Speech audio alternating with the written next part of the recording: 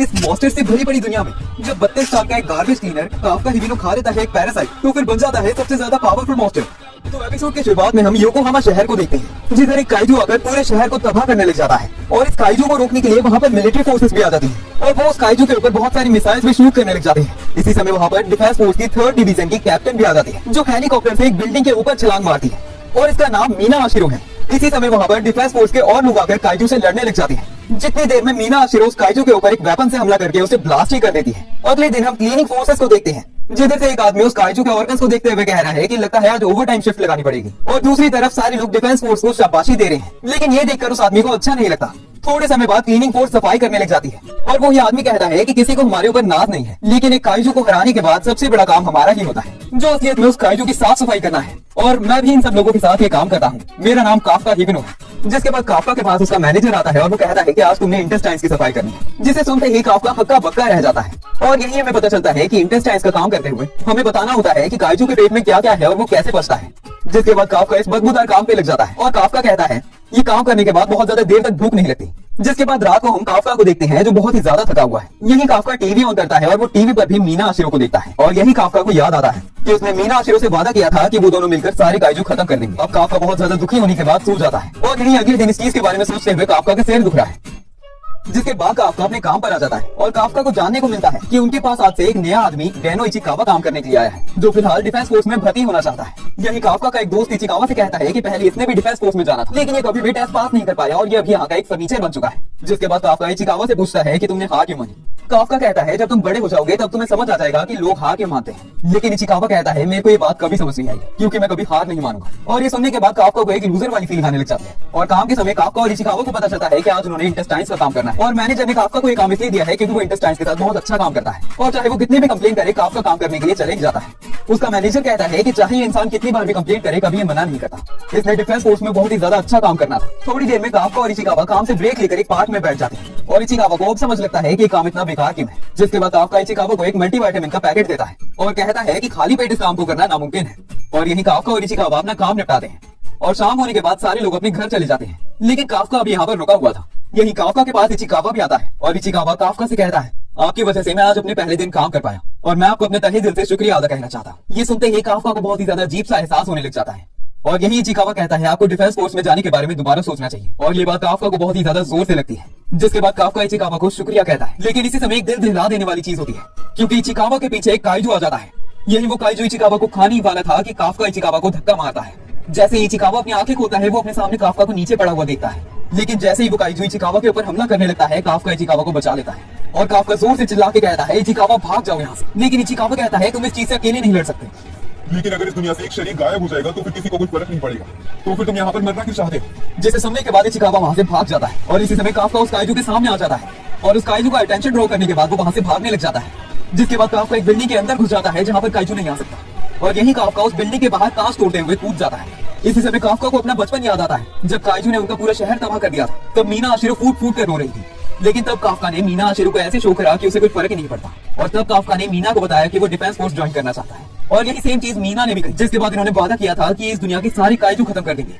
लेकिन अब अपनी इस पैथेटिक हालत को देखते हुए काफका कहता है कि ये सब कैसे हो गया। और इसी समय काफका के पीछे वो काइजू दोबारा आ जाता है और काफका उस काइजू के सामने एक डंडा पकड़ के खड़े हो जाता है और कहता है कि मैं तुमसे नहीं डरता। जिसके बाद वो काइजू काफका के ऊपर अपना सिर्फ एक हाथ मारता है, जिससे काफका दूर उड़ता हुआ जाता है। और यही काफका अपने आप से कहता है आखिर मैं ऐसा कैसे बन गया, मैं इतना ज्यादा पावरलेस और पैथेटिक क्यों।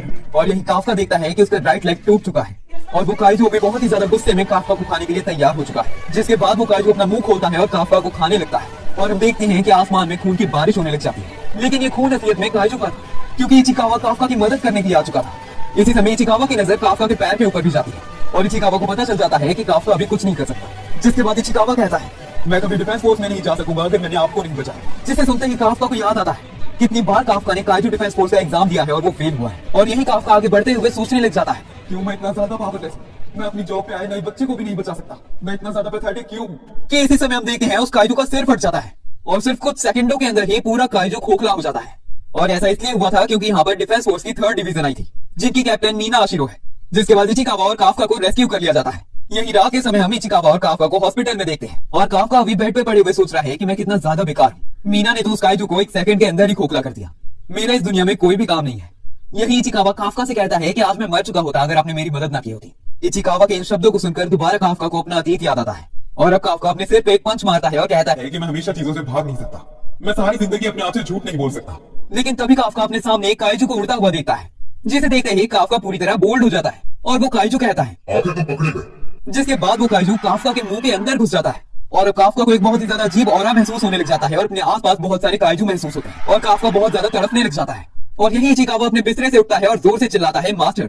लेकिन इचिकावा को अपने सामने एक काइजू दिखता है, जिसे देखने के बाद इचिकावा हक्का बक्का रह जाता है और सिर्फ इचिकावा नहीं, काफका भी अपने आप को देखकर बहुत ही ज्यादा हैरान हो जाता है और वो इचिकावा से कहने लग जाता है कि मैं काफका हूँ। और यही वहां पर एक बूढ़ा आदमी आता है जो ये देखकर अपनी पैंट गीली कर देता है और उन दोनों को वैसा लगने लग जाता है कि काफका तो गया और यही episode 1 the man who became a kaiju खत्म हो जाता है।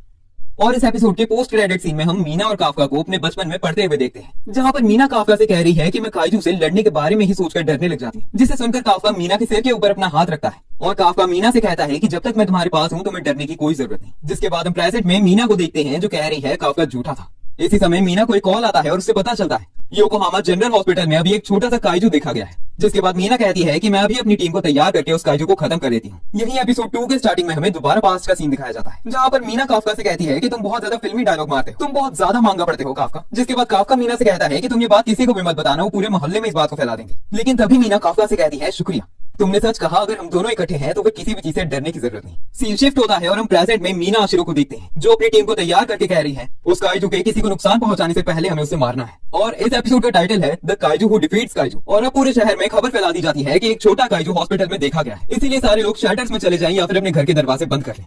सीन शिफ्ट होता है और हम योकोहामा जनरल हॉस्पिटल देखते हैं, जहाँ पर काफका के काइजू को देखकर वो बुढ़ा आदमी अपनी पैंट गीली कर चुका है और उस बुढ़े को इस तरह देखकर काफका और इचिकावा भी चिल्लाने लग जाते हैं। जिसके बाद इचिकावा काफका को स्माइल करने के लिए कहता है, लेकिन काफका की डरावनी स्माइल देखकर वो बुढ़ा अनकॉन्शियस ही हो जाता है और यही काफका उस बूढ़े आदमी के पास उसका हाल पूछने के लिए जाता है और वो गलती से अपना हाथ एक दीवार के ऊपर टच कर लेता है। जिसके बाद उस हॉस्पिटल की सारी खिड़कियां टूट जाती है और वेंटिलेटर्स भी खुल जाते हैं। इतनी ज्यादा ताकत देखकर इचिकावा और काफका दोनों ही बहुत ज्यादा डर जाते हैं और काफका कहता है आखिर मैंने ये सब कैसे किया। अब इतनी तोड़फोड़ की आवाज सुनकर सारे पेशेंट बाहर आ जाते हैं और काफका भी सारे लोगों को देखने के लिए बाहर आ जाता है। जिसके बाद इचिकावा कहता है कि सिचुएशन और ना बिगड़े इसलिए हमें भागना चाहिए और काफका बाहर जाने के लिए सारी खिड़कियों को तोड़ देता है और काफका खुद भी देखकर हैरान हो जाता है कि वो इतना पावरफुल कैसे हो गया। जिसके बाद काफका और इचिकावा हॉस्पिटल से बाहर कूद जाते हैं। यही डिफेंस फोर्स को भी इस खबर का पता चल जाता है कि काइजू हॉस्पिटल से भाग चुका है। सीन शिफ्ट होता है और हम इचिकावा को काफका के साथ भागते हुए देखते हैं और इचिकावा फिलहाल सोच रहा है कि काफका कब कैसे और कहां पर काइजू बन गया। जिसके बाद इचिकावा काफका से पूछता है कि आप सच में काफका ही होना। लेकिन इसी समय काफका का पूरा शरीर एक इंसेक्ट के जैसा हो जाता है और काफका कहता है कि अब तो मुझे भी नहीं पता कि मैं कौन हूँ। इसके बाद काफका के मुंह के अंदर से एक छोटा सा काइजू बाहर निकलता है जो एक काले कौवे की तरफ आगे बढ़ के उसे कच्चा ही खाने लग जाता है। जिसके बाद काफका का पूरा शरीर एक नॉर्मल काइजू जैसा हो जाता है। जिसके बाद काफका कहता है इचिकावा दिक्कत आ चुकी है क्योंकि मुझे बाथरूम जाना है और काफका कहता है कि मैं इसे रोक भी नहीं सकता। जिसके बाद इचिकावा कहता है कि आपके शरीर पे तो कोई सही पार्ट भी नहीं है और इसके अगले पल हम देखते हैं कि काफका अपने निपल से ही कार्यक्रम कर देता है। जिस चीज को देखने के बाद इचिकावा और काफका दोनों ही बहुत ज्यादा डर जाते हैं और यही अब काफका नीचे लेट जाता है और कहता है कि अब मेरी शादी कैसे होगी, मुझे तो यहीं पर मर जाना चाहिए। और यही काफका इचिकावा से पूछता है कि अब मैं डिफेंस फोर्स में जा पाऊंगा। जिसके बाद इचिकावा अपना सिर हिलाते हुए कहता है बिल्कुल भी नहीं। इसी पर काफका सोचने लग जाता है कि अब उसके साथ क्या होगा और काफका को अपने सामने मीना आशिरो भी दिखने लग जाती है। इसी समय इचिकावा को एक कंस्ट्रक्शन एरिया दिखता है और वो कहता है कि अगर हम यहाँ पर चले जाएंगे तो फिर कोई भी हमें नहीं देख पाएगा। पर इसी समय काफका को एक अजीब सी फीलिंग होती है और उसे अपने दिमाग में एक काइजू की इमेज दिखती है और इसके बाद उनको अपने सामने एक बहुत बड़ा धमाका दिखता है। ये होते ही डिफेंस फोर्स को भी इस चीज की खबर मिल जाती है और मीना आशिरो अपनी 2 कार्स में से एक कार को वहां पर भेज देती है। सीन शिफ्ट होता है और इचिकावा और काफका को देखते हैं और काफका इचिकावा को बता रहा है कि काइजू उसी टाइप का है जिसने हमारे ऊपर हमला करा था। लेकिन इचिकावा कहता है कि अगर यहाँ पर 2 काइजू होंगे तो फिर डिफेंस फोर्स हमारे पीछे कम आदमी भेजेगी, जिसका मतलब हम अभी भाग सकते हैं। यही सीन शिफ्ट होता है और हम उस जगह को देखते हैं जहाँ पर वो काइजू आया है। इधर हम एक छोटी सी बच्ची को देखते हैं जो बहुत ज्यादा रो रही है क्योंकि उस बच्ची की माँ मलबे के नीचे दब चुकी है। वो बच्ची उस मलबे को उठाने की कोशिश तो करती है लेकिन वो नाकाम रहती है। यही उसकी माँ की आंखें फटी की फटी रह जाती है क्योंकि वो काइजू बिल्कुल उनके सामने आ चुका है। जिसके बाद वो काइजू उस बच्ची को खाने के लिए तैयार हो जाता है और उसकी माँ अपने मन ही मन में कहने लग जाती है कि किसी भी तरह मेरी बच्ची को बचा लो। लेकिन इसी समय वहाँ पर काफका आता है जो उस काइजू के मुंह पे जोरदार मुक्का मारता है और काफका कहता है कि मैं तो सच में बहुत ज्यादा शक्तिशाली हूँ। लेकिन वो बच्ची काफका को देखकर और ज्यादा डरने लग जाती है।